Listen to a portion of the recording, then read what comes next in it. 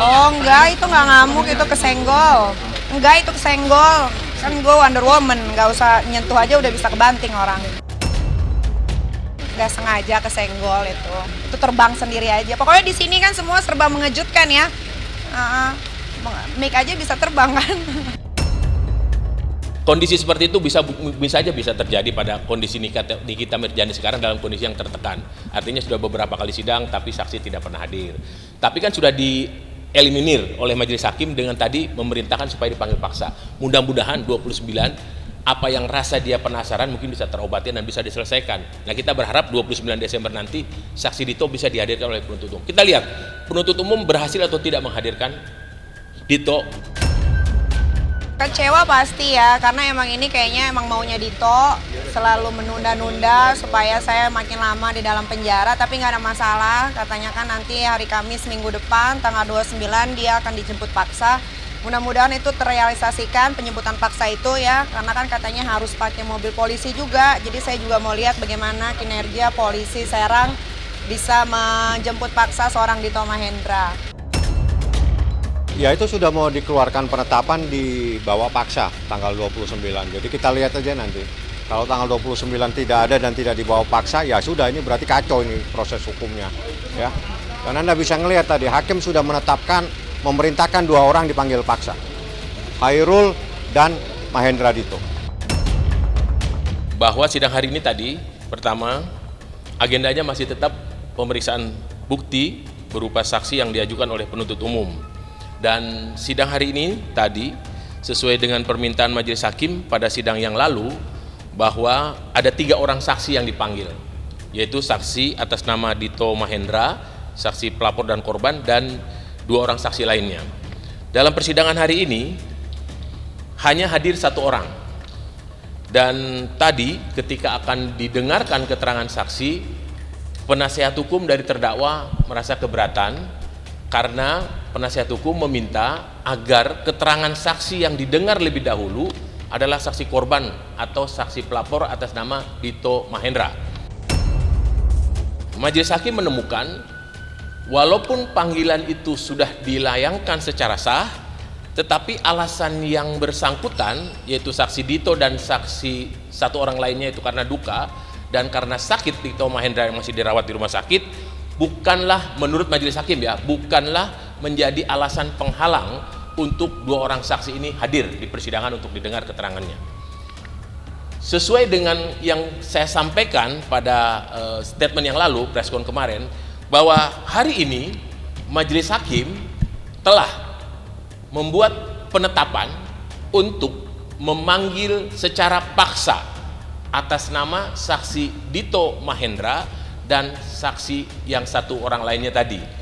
Nah, itu akan dilakukan pemeriksaannya pada hari Kamis tanggal 29 Desember 2022. Tetapi majelis hakim tetap menghimbau atau meminta melalui penuntut umum agar saksi Dito Mahendra dan saksi yang tadi 1 orang lagi yang karena duka untuk secara sukarela hadir. Ya, tapi walaupun bagaimana tetap majelis hakim sudah mengeluarkan statement atau mengeluarkan penetapan di persidangan bahwa akan dilakukan secara paksa. Kemungkinan besar kalau upaya paksa ini dilakukan dengan sungguh-sungguh oleh penuntut umum, artinya Dito Mahendra akan hadir di persidangan secara fisik. Enggak gua ngomong gitu, mana gua ngomong gitu. Bercanda itu, Mai, bercanda anak muda aja kagak. Kan gua udah nikah, Wak. Kan nggak godain boy aja. Biar buru-buru. Enggak sih, cuma pengen tahu aja karena maksudnya boy lu kenapa sih, cuma begitu doang. Dan gue pribadi nggak ada hal lebih jauh. Ya maksud gue dengan banyaknya berita tentang Ayu di luar, ya gue sebagai pribadi ngasih tahu kalau Ayu tuh orang semenyenangkan itu, gitu. Bukan buat dinikahin, poligami kan. Apaan gue dibawa-bawa ke Ayu ya, gue tampol ya. Nah, agak maksudnya gue suka karakter Ayu. Karakter Ayu buat gue sebagai seorang figur ya, dan gue juga kenal walaupun tidak terlalu kenal banget.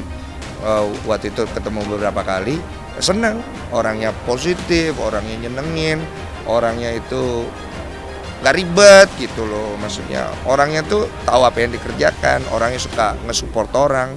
Ya seneng lah, semua juga seneng lah.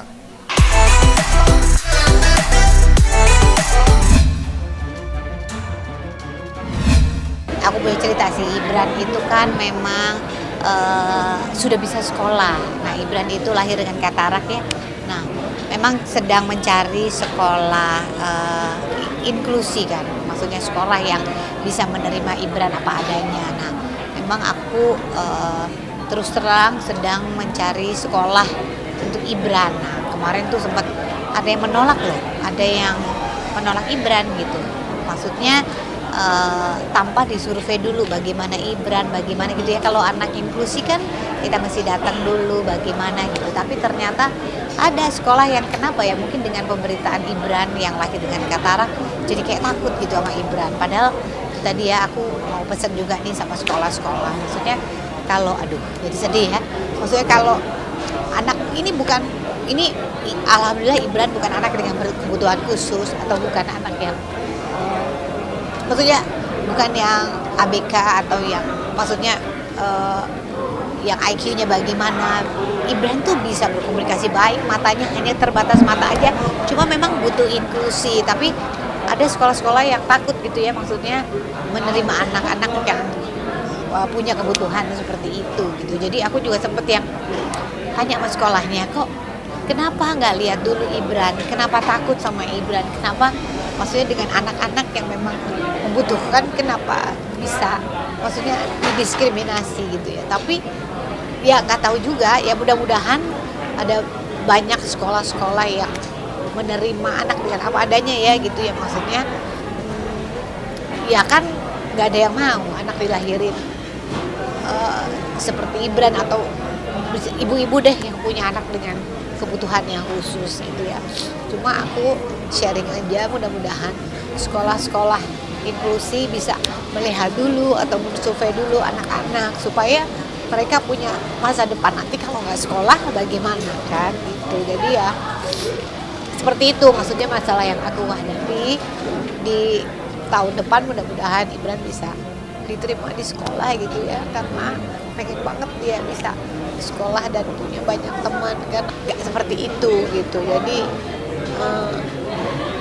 maksudnya ini Asri Welas yang mendaftarkan aja mereka bisa bilang begitu. Nah kalau misalnya siapa atau memang harus punya perlakuan khusus untuk anaknya, sehingga bagaimana, jadi anaknya nggak bisa sekolah dong ya kan gitu loh. Jadi mudah-mudahan ada banyak sekali sekolah-sekolah khusus yang inklusi atau untuk anak-anak dengan kebutuhan khusus bisa menerima anak apa adanya sehingga bisa sekolah yang baik, mendapat pendidikan gitu. Jadi baru kerasannya Mas Asri, ternyata mencari pendidikan yang sesuai dengan anak kita di Indonesia masih sulit ya.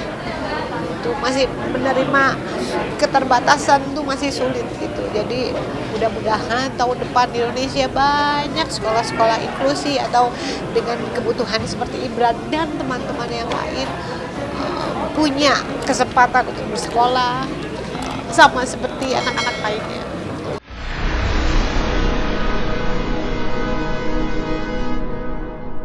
Jadi jangan lupa untuk subscribe Cumi Cumi.